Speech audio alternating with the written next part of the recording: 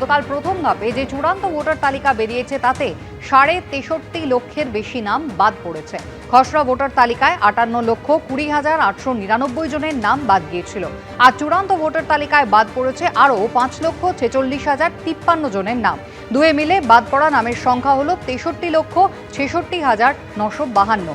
Logical ডিসক্রিপেন্সির তালিকায় থাকা 60,06,675 জনের নাম এখনো বিবেচনাধীন, অর্থাৎ সব মিলিয়ে 1 কোটির বেশি ভোটারের ভোটাধিকার আপাতত প্রশ্নের মুখে।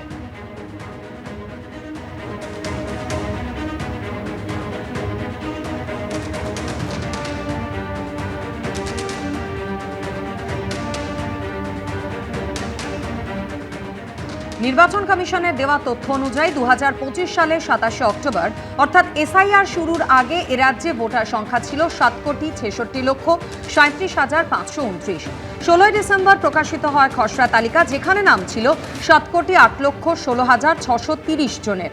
আর শনিবার গতকাল প্রথম ধাপে প্রকাশিত চূড়ান্ত ভোটার তালিকায় নাম রয়েছে 7,04,59,284 জনের। কমিশন যে তালিকা প্রকাশ করেছে তা অনুযায়ী ফর্ম 6 এবং ফর্ম 6A পূরণ করে নতুন নাম উঠেছে 1,82,036 জনের। ফর্ম 8 পূরণ করায় আরও 6,671 জনের নাম ভোটার তালিকায় যুক্ত হয়েছে। অন্যদিকে ফর্ম 7 এর মাধ্যমে নাম বাদ গিয়েছে 5,46,053 জনের।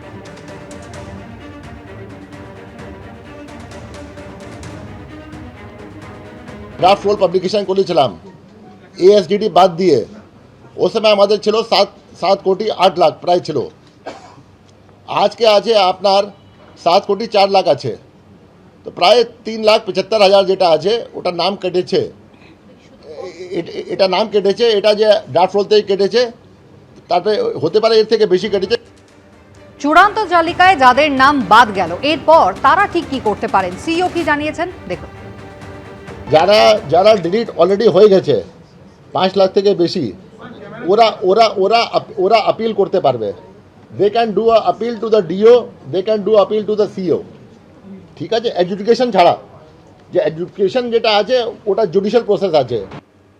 চূড়ান্ত তালিকা প্রকাশ হতেই কলকাতা সহ বিভিন্ন জেলা থেকে সামনে আসতে শুরু করেছে অসঙ্গতির অভিযোগ। কলকাতা পুরসভার 74 নম্বর ওয়ার্ডের তৃণমূল কাউন্সিলর দেবলীনা বিশ্বাস দাবি করেছেন তার ওয়ার্ডে বহু অসঙ্গতি সামনে এসেছে। উত্তর 24 পরগনার দেগঙ্গা থেকে পূর্ব বর্ধমানের কাটোয়ায় খোদ বিএলওর নামই এসেছে বিবেচনাধীন তালিকায়। শনিবার প্রথম ধাপে প্রকাশিত হলো চূড়ান্ত ভোটার তালিকা। নির্বাচন কমিশন জানিয়েছে 28 ফেব্রুয়ারি অবধি চূড়ান্ত ভোটার তালিকায় 7,04,59,284 জনের নাম রয়েছে। কিন্তু এই চূড়ান্ত তালিকা প্রকাশ হতেই বিভিন্ন জেলা থেকে সামনে আসতে শুরু করেছে অসঙ্গতির অভিযোগ।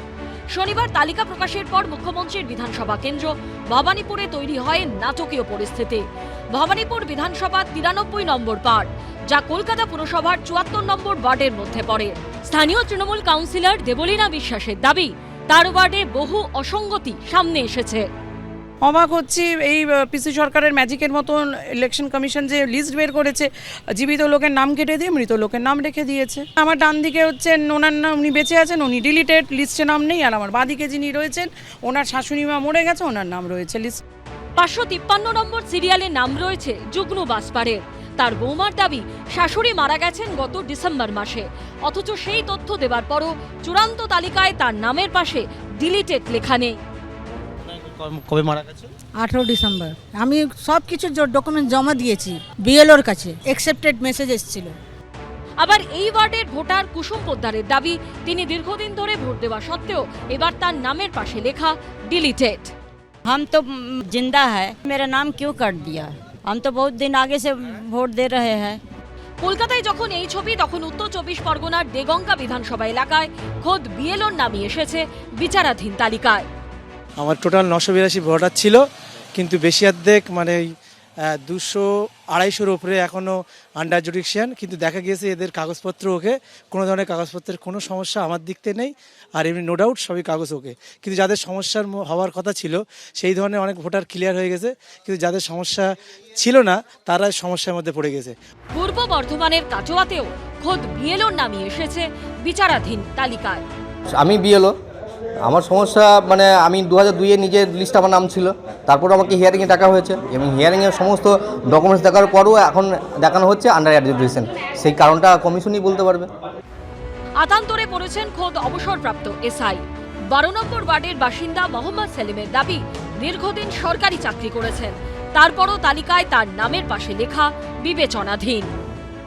ভোটার তালিকা দেখতে এসেছি, ভোটার তালিকা এসে দেখি আমি যে আমার তালিকাতে বিচারাধীন আছে, মানে নামের মিস্টেক, ওই পদবী মিস্টেকের জন্য।